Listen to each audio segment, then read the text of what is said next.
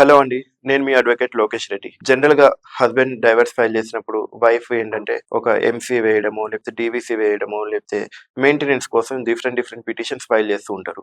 ఒకవేళ డైవర్స్ వచ్చిన తర్వాత ఈ మెయింటెనెన్స్ ఆగిపోయే అవకాశం కూడా ఉంటుంది. అయితే నేను చెప్పేదేంటంటే ముఖ్యంగా ఈ మెయింటెనెన్స్ కోసం ఈ 2 పిటిషన్‌లు సెపరేట్‌గా వేసే కన్నా, ఆ ఉన్న డైవర్స్ పిటిషన్‌లోనే ఏదైతే హస్బెండ్ ఫైల్ చేసిన డైవర్స్ పిటిషన్ ఉందో, ఆ డైవర్స్ పిటిషన్‌లోనే ఒకటి 24 హెచ్ఎం యాక్ట్ ప్రకారం ఒక ఐఏ వేసుకున్నట్లయితే మీకు ఇమ్మీడియేట్‌గా ఇంట్రీ మెయింటెనెన్స్ వస్తుంది. ఒకవేళ మెయిన్ పిటిషన్ ఎలో అయ్యి డైవర్స్ వచ్చే టైంలో కూడా ఉన్న ఈ ఇంట్రీ మెయింటెనెన్స్‌ని కంటిన్యూ చేసుకుంటూ ఎవ్రీ మంత్ మీ వైఫ్‌కి ఇంత అమౌంట్ ఇవ్వాలి అని చెప్పేసి డైరెక్షన్ ఇస్తూ డైవర్స్ గ్రాంట్ చేస్తారు. సో, మీకు ఆఫ్టర్ డివోర్స్ కూడా మీకు అమౌంట్ వచ్చే అవకాశం ఉంటుంది.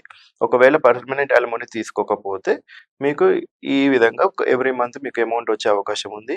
అంతే కాకుండా మీకు ఒకవేళ పర్మనెంట్ అలిమనీ గనుక ఏమైనా కావాలి అనుకుంటే మీరు కౌంటర్ వేసే బదులు కౌంటర్‌తో పాటు కౌంటర్ క్లెయిమ్ పిటిషన్ వేసుకుంటే సో, ముందు కౌంటర్ క్లెయిమ్‌ని కోర్ట్ చూసి దాని తర్వాత మెయిన్ పిటిషన్‌లోకెళ్తుంది.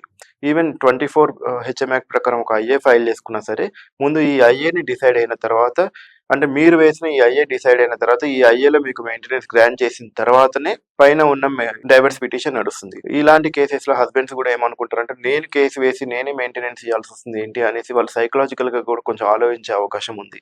సో, ముఖ్యంగా నేను చెప్పేదేంటంటే మీరు ఎంసీ వేయడం కన్నా, డీవీసీ వేయడం కన్నా ముందు మీరు ఫస్ట్ చేయవలసిన పనేంటంటే మీ హస్బెండ్ గనక ఏదైనా డైవర్స్ పిటిషనో, ఆర్‌సీఆర్ పిటిషన్ ఏదైనా ఏస్తే దానిలోనే మీ హస్బెండ్ ఏసిన పిటిషన్‌లోనే ఒక ఐఏ వేసుకోండి.